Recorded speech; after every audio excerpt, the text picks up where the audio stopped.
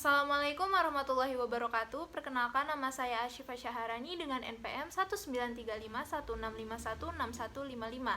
Dan saya di sini ingin mempresentasikan dan juga menjelaskan tentang krisis PT Gojek Indonesia pada masa pandemi COVID-19. Gojek merupakan sebuah perusahaan yang didirikan pada tahun 2010 oleh Nadiem Makarim.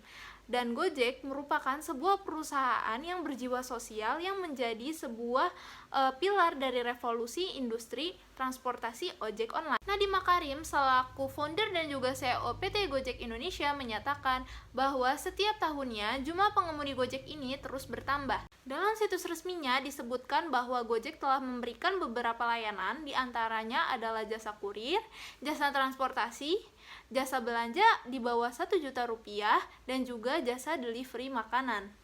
Visi Gojek ini diantaranya itu untuk memperbaiki struktur transportasi di Indonesia. Yang kedua adalah untuk memberikan kemudahan masyarakat dalam kehidupannya sehari-hari atau melakukan pekerjaannya sehari-hari seperti mengirim dokumen ataupun belanja harian, dan juga untuk mensejahterakan para tukang ojek yang ada di seluruh Indonesia. Sedangkan visi Gojek ini diantaranya yang pertama adalah untuk menjadi acuan dalam moda transportasi atau tata kelola transportasi yang berbasis teknologi. Yang kedua adalah untuk memberikan pelayanan yang terbaik bagi para pelanggan. Yang ketiga adalah untuk membuka lapangan pekerjaan seluas-luasnya bagi para masyarakat Indonesia. Yang keempat adalah untuk meningkatkan kepedulian dan juga tanggung jawab terhadap lingkungan dan juga sosial. Yang kelima adalah untuk bekerja sama dengan para mitra, terutama para tukang ojek yang ada di seluruh Indonesia. Alasan saya memilih kasus ini karena kasus ini itu masih berhubungan erat dengan pandemi COVID-19 yang saat ini masih terus berlangsung. Dan pada masa awal pandemi 2020 lalu, banyak perusahaan yang telah mengalami kerugian tak terkecuali PT Gojek Indonesia. Oleh karena itu, saya ingin menganalisis kasus ini karena saya merasa cukup kagum dengan PT Gojek Indonesia karena mereka terus maju dan juga terus berinovasi walaupun sedang dalam masa krisis. Pandemi COVID-19 merupakan salah satu alasan utama perusahaan-perusahaan di Indonesia mengalami krisis. Gojek merupakan salah satu perusahaan yang mengalami krisis karena pandemi COVID-19. Kebijakan-kebijakan seperti WFH dan juga PSBB telah diberlakukan dan menghambat kinerja Gojek sebagai salah satu penyedia layanan jasa transportasi. Pada awal tahun 2020 pun, Gojek harus melepas 9% karyawannya karena kerugian yang dialami. Nah, maka dari itu, Humas atau PR PT Gojek Indonesia memberlakukan beberapa kebijakan dan juga strategi PR dalam menanggulangi krisis yang terjadi. Nah, berikut ini akan saya sebutkan strategi-strategi PR dan juga CSR yang diberlakukan oleh Humas PT Gojek Indonesia. Era digitalisasi ini, mayoritas humas telah beralih dari media tradisional menjadi media baru, terutama media sosial. Dan di masa pandemi ini, Gojek menggunakan media sosial Instagram sebagai salah satu sarana untuk berkomunikasi. Gojek menggunakan akunnya yang bernama @gojekindonesia sebagai salah satu sarana untuk memberikan informasi perusahaan kepada publik. Dalam akun Instagram @gojekindonesia, Humas mengunggah beberapa informasi perusahaan yang dianggap dapat meminimalisir krisis yang terjadi.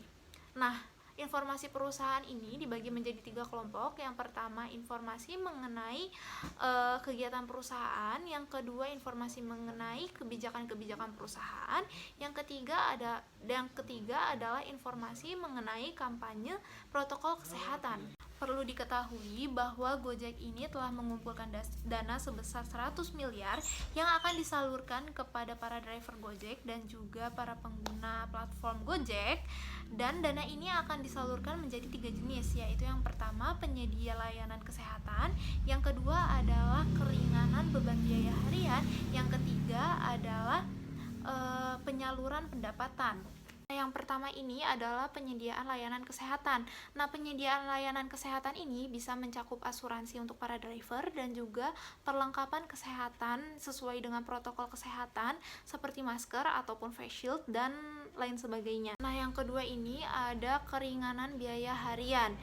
Nah, yang ini itu mencakup pembagian sembako untuk para driver dan juga paket makanan hemat dan sehat untuk para driver, dan juga ada penyediaan dana untuk mencicil kendaraan bagi para driver. Dan pada kegiatan yang terakhir ini merupakan bantuan pendapatan, di mana terdapat fitur baru yang digunakan oleh driver untuk menambah pendapatannya pada masa pandemi ini. Dan selain itu juga bagi driver yang sakit COVID-19 atau terkena COVID-19, maka mereka akan tetap mendapatkan pendapatan walaupun mereka tidak melakukan pekerjaannya sebagai driver.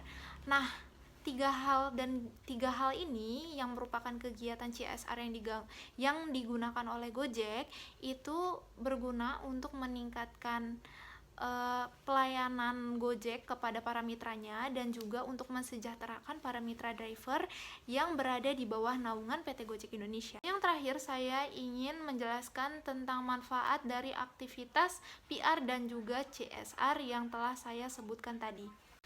Nah, manfaatnya ini diantaranya yang pertama yaitu membangun hubungan baik dengan customer dan juga mitra Gojek. Yang kedua, untuk meminimalisir krisis semenjak pandemi COVID-19. Yang ketiga yaitu membantu mitra-mitra Gojek. Dan yang keempat yaitu membangun komunikasi yang baik dengan para customer. Cukup sekian presentasi dari saya. Mohon maaf apabila ada kesalahan kata. Wabillahi taufiq wal hidayah. Wassalamualaikum warahmatullahi wabarakatuh.